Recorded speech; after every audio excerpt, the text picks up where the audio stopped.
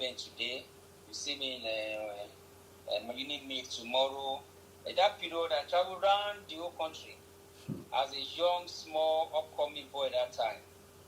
But with caution that just know what you are doing. And it pays off. It pays off. I have friends, my friends cut across all parts of the Federation today. And there's no state I can go to now that if I make mention of my name, that somebody will not come and say, yes, Morgan, I know you before those days when you are coming to do NAS activities on my campus. Because I was very active. And then that translated to the era of military must go. And we joined Nadeco movement in Lagos. Later, the BAT came and keeps waxing stronger. And people are tapping to the knowledge that one has acquired. We're able to go for that.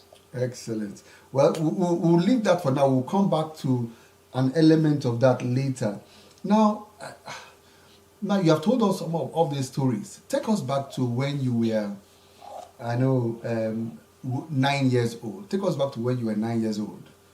Now, who were your heroes? What were your aspirations, your vision at the age of 9? At the age of 9, my heroes. There was that time I'd love to hear about Ganifa Yemi. Okay. I'd love to hear about him. I love what he was doing. And I think the basic person I followed that period, I'm in debt towards that period, was only Chief Ganifa Yemi. It was later on that Falana joined. Okay. Then the student movement that time, there was this liberation movement on the general student that period. Okay.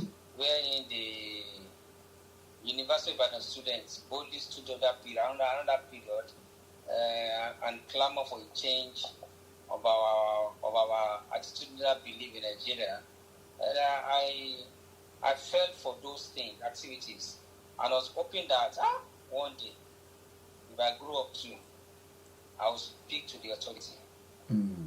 That I will speak to the people in power, to do the right thing for our people while growing up. Interesting.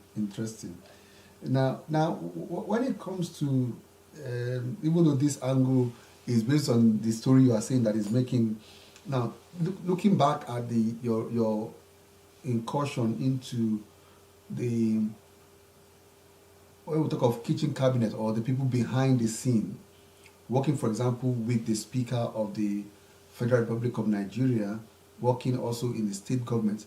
Now, give us an understanding of what goes on. How do we have policies in Nigeria? Do we have how are these things? Because it will be assumed that if we do have things going on and policies and good things happening, we shouldn't be where we are now, isn't it? Yeah. Thank you very much, Doctor.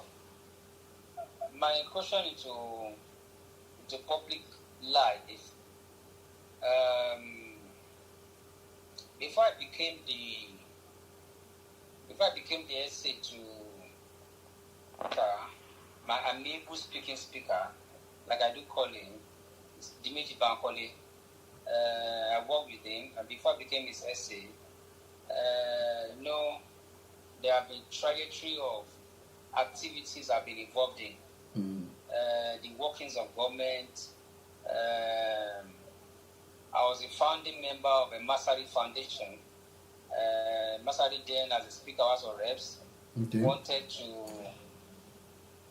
ensure that Katsina citizens get access to education. So he formed a small group, a think tank group, and I worked on that think tank for years until the book was written, and then we were able to do our bit. So I've understood a bit the workings of government before getting into the governance. My brother, I must tell you, they are making policies every day for betterment of Nigerians. But there are problems, there are issues. There are issues to tackle. Issues of implementation. You know, working in the legislative arm of government, that's National Assembly. Yours is only to make law. You are not to implement it. The people to implement it are the executive arm of government. And then when you have leadership that is not coherent, leadership that is not bold, leadership that is not determined to implement what is done at that arm, it becomes issue and you feel that they are doing nothing. I'll give an example. For example, when FOI was first brought to the National Assembly, they killed it. FOI is the Freedom of Information Bill. Yes, it was killed. They didn't allow it to fly. No, it was passed to the executive. It was not signed before the expiration of the 5th Assembly. When that came, it came towards the tail end of our tenure. Of course, my speaker worked around it with other members of the parliament at that time, and we ensured that he ensured that he was able to make it to skate through. It was passed, became abiding by with the president assigning to it, became law. But you wouldn't have known the pressure that he went under before that was allowed to fly. The matter of unremitted funds, unspent funds by the agencies of government was discovered by Speaker Bankole's tenure as Speaker of Reps, whereby this unlimited funds means that agencies of government will receive X amount of money of budget allocation per year. They won't spend it, and by the end of the year, so the unspent fund to be refunded back, they will share them among themselves. Wow. Via contracts giving, awarding unnecessary stuffs, and he challenged it. But you know what? After challenging some of those things, he was called names. You and I still remember how he left office. He left office in the most painful way, despite what we are trying to do to salvage the economy. The leader I believe so much in him that he can do it, and we are doing it. But because we are not building system in Nigeria, we are not building institutions in Nigeria. It's really affecting development. So Nigerians must learn to build institutions for it to move. Now, when I moved from there to Ondo State government, my amiable leader, the Dr. Jogun Miko, the one that we call Iroko. No, Iroko, if you have access to Mimiko at any point in time, and they are leaders that they won't give you money, but they will increase your knowledge and understanding about evolution of society. This was a guy that brought in free health medical services to pregnant women in Ondo State, free shuttle bus services for children of Ondo State students in primary schools, innovated a lot of primary schools in Ondo State with standard, to bring it to standard procedure. But now, going forward, I discovered while in government that if I try to do good, 75% of people outside will not believe in you. Because what they want is share the money. Share the money. If you don't share the money, they are in trouble. You can see now the classic example we have with Bola Tinubu, the current president of Nigeria. He was bold enough to come in and said, no more subsidy. Despite the fact that all presidential aspirants campaigned on subsidy removal, when it now came that this is what he wants to do and remove the subsidy, there are still backlashes. Now, if Tinubu is not a strong-willed person, that subsidy would have come back. So in governance, what I observe in governance is you need a strong-willed person to do policy, stand by policy, and implement policy. Mm. That's a short lesson I learned while in public sector. So and I hope to see come back. I hope to see come back again for more experience and more intervention. So the point is that initiate the policy, stand by it to implement it, and also ensure that it's accepted and implemented. Perhaps I would like if we look at what happens when you look at the book of not the book, sorry, when you look at the United States of America, the House of Common, not Common. in the UK is Commons, in America is the House of Reps. When you look at the way in which they are horse trading, I assume that when those things also are passing, there will be horse trading in which people will need to say, okay, negotiation, give us this, and I will take that. Does that also take place in Nigeria? No, Nigeria is a I won't say it's a terrible situation. In Nigeria, horse trading is done along regional belief. Too bad. Mm. The level of pluralization we have on ethnic and regional basis is bad. Mm.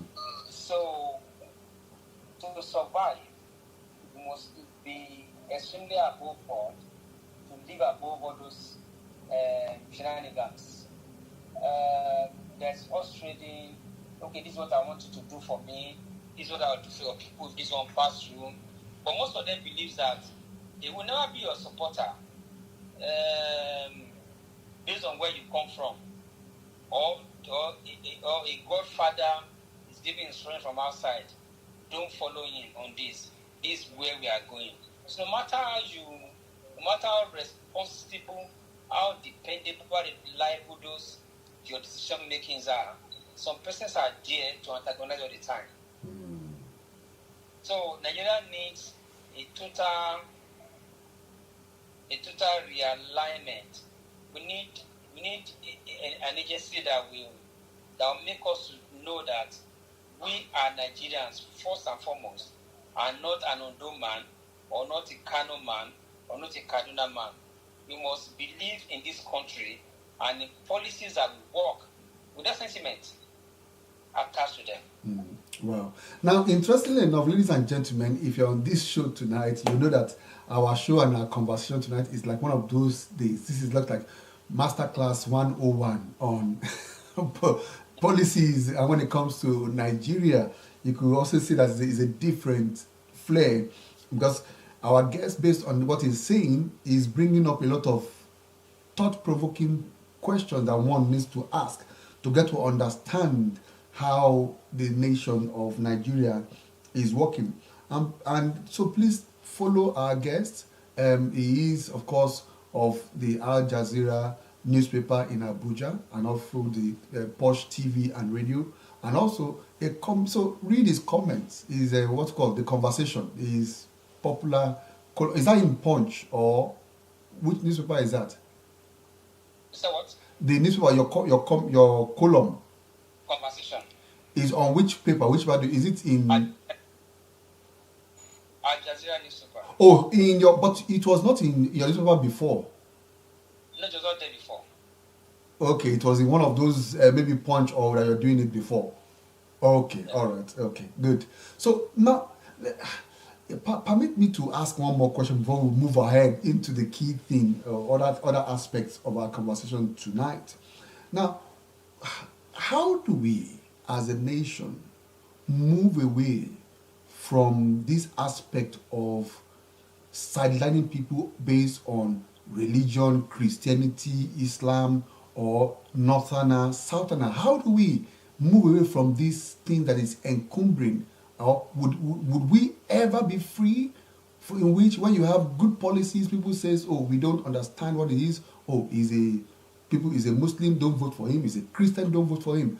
How do we as a nation come out of this kind of doldrum? Yeah, Doctor, I think for us to come out of this as a nation, we need a willed leader that will lead our rights, take decisions without minding which section is affected, but Mm. having at the back of his mind that the decisions he wants to take or policies he wants to implement affects the low cadre, the proletariat, the low cadre to Nigerian masses. See, once that is done, we can shave it aside. Because either as a Christian from the south, I go to the same market that a Muslim from the north goes to. I buy the same fuel. I go pay for the same electricity bill. There's no difference about that. But when it comes to taking some critical decisions, they start talking about no, it's northerner base, it's southerner agenda. I don't know. I think with a weak leader, if you have a weak, strong leader, I can be rest assured that we can put it aside. And that was why I said, in moving forward as a country, we must endeavor to build our institutions. We want to build institutions. If we are not building institutions around an individual, we're going to survive. But if you are building it around an individual, once an individual capsizes, the whole thing capsizes with them.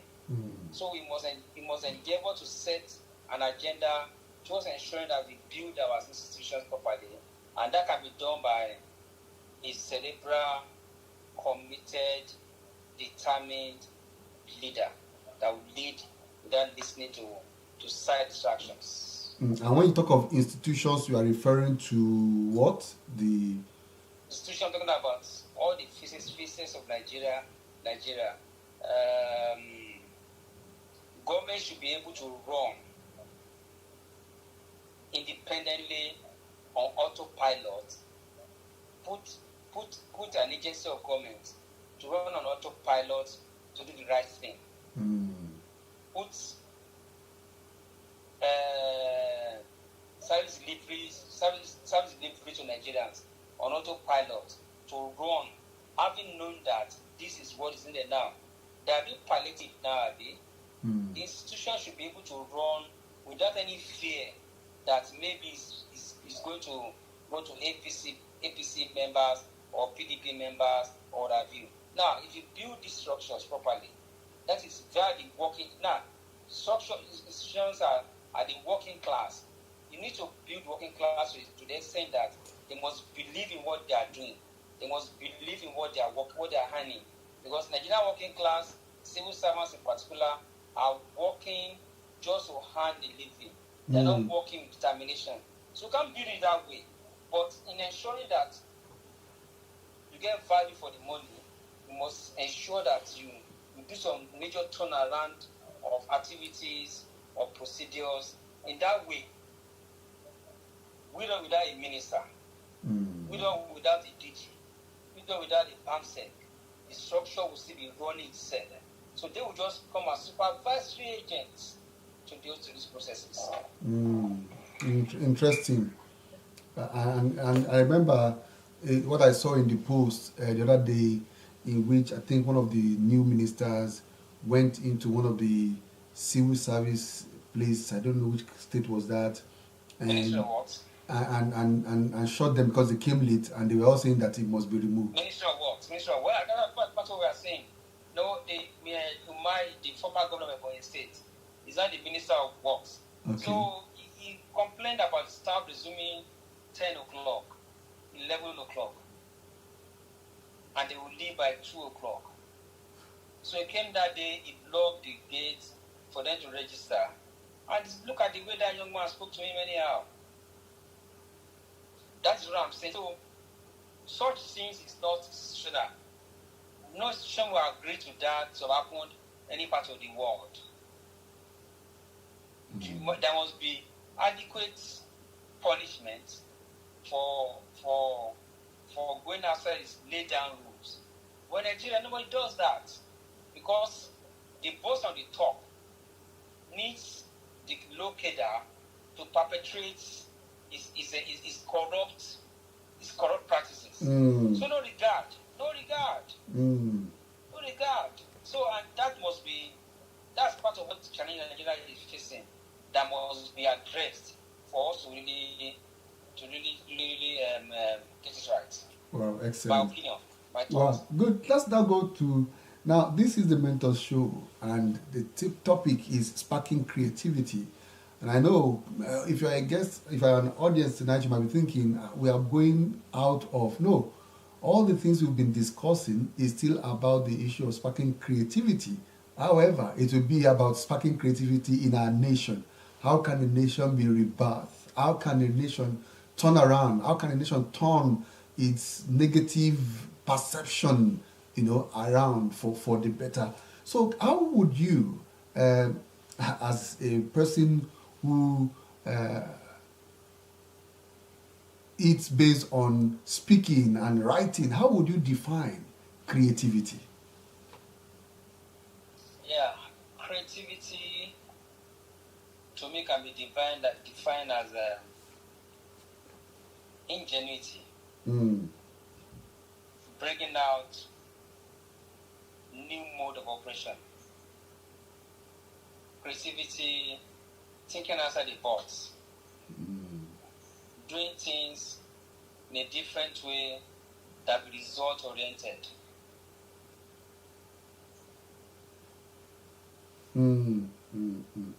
Interesting.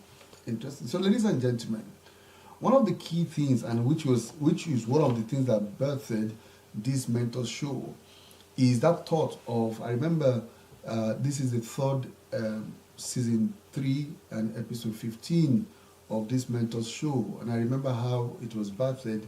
Our first episode on the 14th of May 2020, and the premise then was, imagine that you're going to remain in your house for the next 5 years, and you're asked not to leave your house.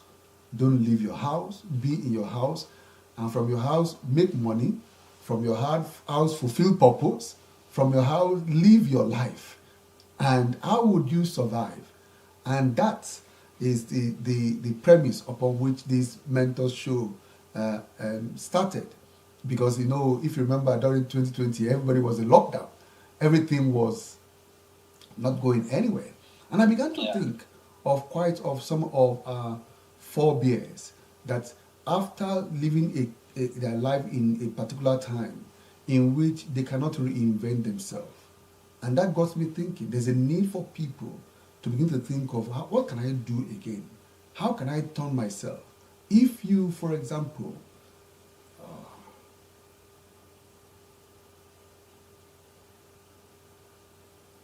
apologies for that. If you, for example,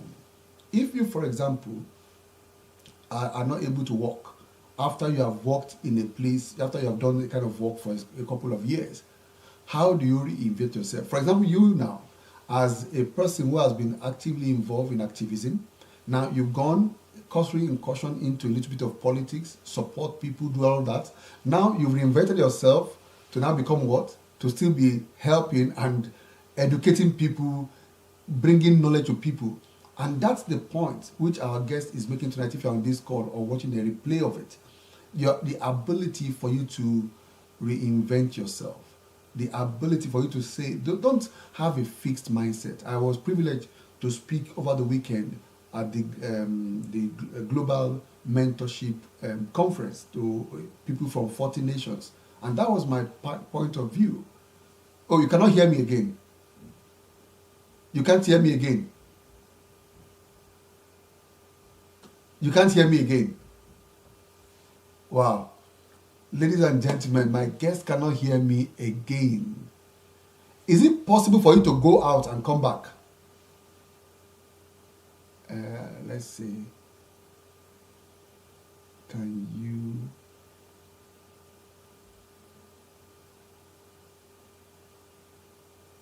go out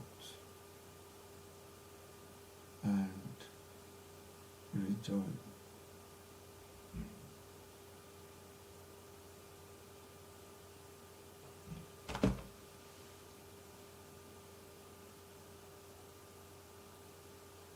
Let's try that. So if you go out and rejoin, instead of me ending the session, let's see if that will help. If not, then we'll now end the session. It means we're going to apologies tonight.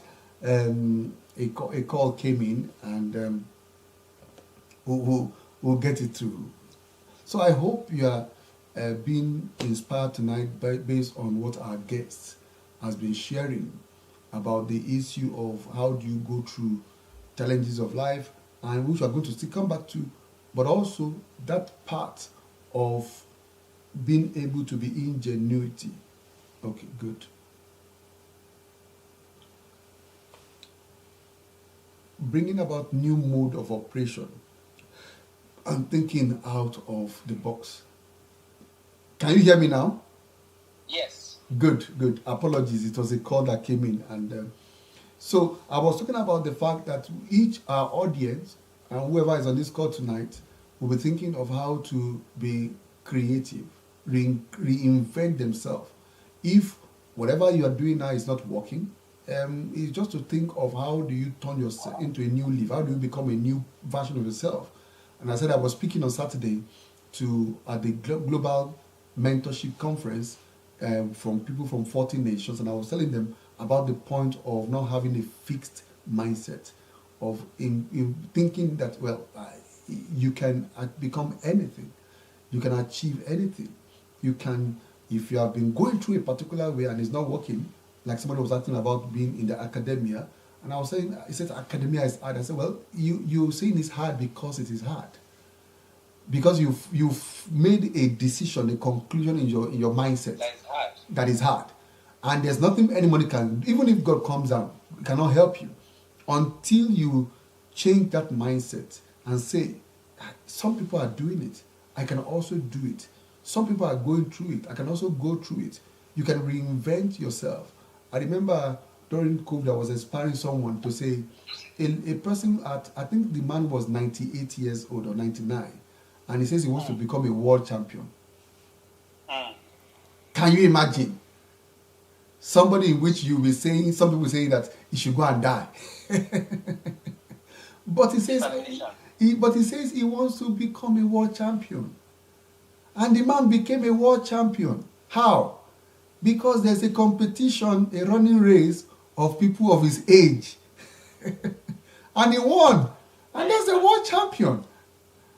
Yeah. So the key thing here, ladies and gentlemen, tonight is your mindset. Now, let's go on it as we draw the curtain tonight. Have you ever gone through any challenges before? How did you overcome it?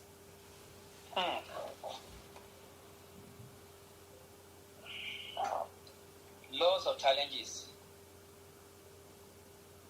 And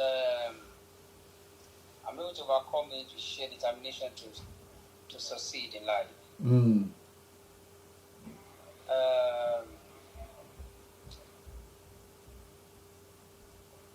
A classical example was when we wanted to start publication of Agazon Super in Nigeria. When my publisher approached me that we should look into this for us to start,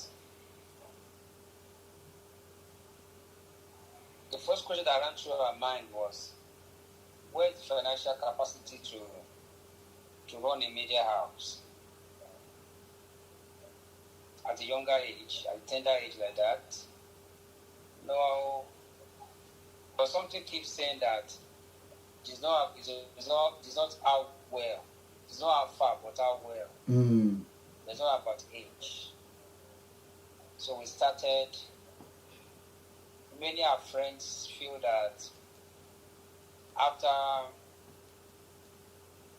maybe 2-3 months of publication that we shut down. But the will of to continue is always there. The paper will not attract adverts. The paper will not attract special interview. We have staffs across 27 states of the Federation, including the staffs in the headquarters in Abuja here. The breaking point we got to at the point in time was when funding became a major issue to sustain and continue.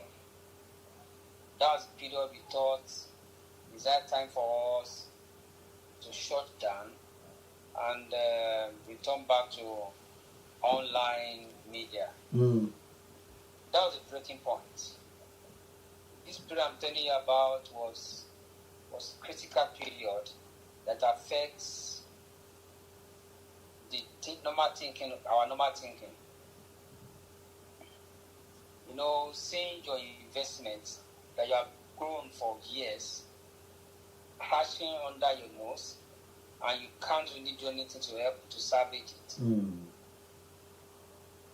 But with the spirit of objectivity and creativity,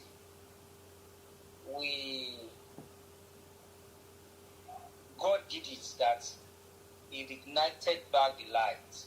And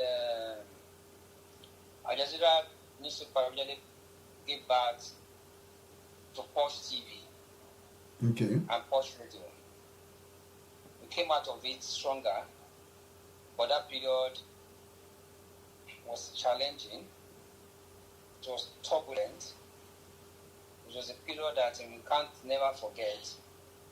And we even thought it was over. But the Lord says it was not over. There were challenges, health challenges, financial challenges, but we remain focused on the ball. Like I said, the eye is always on the ball that you are playing. And along the line, we're able to pick up again. Excellent. And remain undaunted. Excellent. So it means your newspaper do not accept advertisement. No, people our reporters were not working towards it. You know, they have this impression that it's a new newspaper that you know, if you have a crop of staffs that feels insecure at the calling of other names of newspapers like Guardian, Punch, Vanguard, This Day. So they feel that always brings them to act like second-class citizens. But me and my publisher, because of our connect and our reach, we are the one that always drive these processes. The head of agencies to come and advertise, do special supplements, do wrap around, do special interview. And it was until when we were able to break the chains by telling them that never see yourself as second-class citizen. That things started turning around. But until before then, it was a terrible case that they don't want to compete the media space, those papers I mentioned. But now, there's favorable competition now, because I've been very well now. Excellent. God be the glory. Excellent, yeah. Now, for me, as my research and interest is on corporate social responsibility and community engagement, I always ask all my guests that come on the show, what are the social causes that are, or what that you do that you're passionate about? What are the corporate social responsibility you as an individual, apart from the organization that you are passionate about? Yeah, my corporate responsibility is to look. I always take it upon myself to look out for the less privileged, and particularly the educational advancement, to see what can be done to elevate the education and equally ensure that we substitute for some families once in a while, not all the time, adequate medical health care.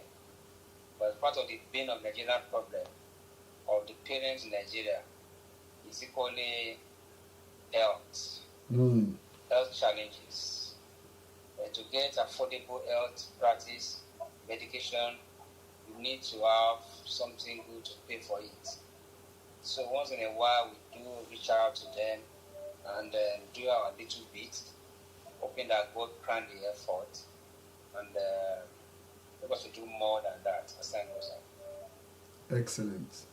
So, ladies and gentlemen, it has been a wonderful session tonight with our guest, Mr. Morgan Omodu, who has been unpacking and telling us about his experience and of how he went through school and with all his struggle to try and create an egalitarian society in our nation, being rusticated and coming back. I wanted to go to that aspect of maybe another session will bring you again to come and tell us about the aspect of how and why the school brought you back on how that worked about, and also how he's been inspired with people like the likes of Gani Fawemi and Femi Falana, and also of some of the things that have been happening. And the key thing I think is pulling us to tonight is that's resilience of you not giving up in any challenge, in any situation you find yourself. Just knowing that you are able to pull through, and also having good network, which I think he has given an example of his family being around him even when he was going through those very challenging situations. And of course, his parting shot for us as a nation, for those of us who are from Nigeria, if you're on the call tonight or you're watching a replay of it, is that we must build good institutions that will be able to operate without the fear or favor of anybody. That the organization will be working based on these terms and conditions without, not because of somebody is watching me or somebody is at the helm of affairs. And it's talking about the issue of being creative. You need to bring about new mode of operation, new way of doing things, thinking outside the box and being ingenuitive. And of course, overcoming challenge, despite the challenge of the company investments going bust, still resilient. The same resilience came to show, and that has helped him significantly. And today, the company, his business is running, giving back to other projects and other companies, and of course, is still here today by the grace of God. So I want to thank you very much, Mr. Morgan Omodu. It's a great one having you on the Mentors Show tonight. Okay, thank you. Thank you. And so for all of your audience, we'll see you again, God willing, on Tuesday at 7:15 on the Mentors Show with another guest on our show. Thank you very much, everyone. So bye and see you next week by the grace of God. Thank you. Bye.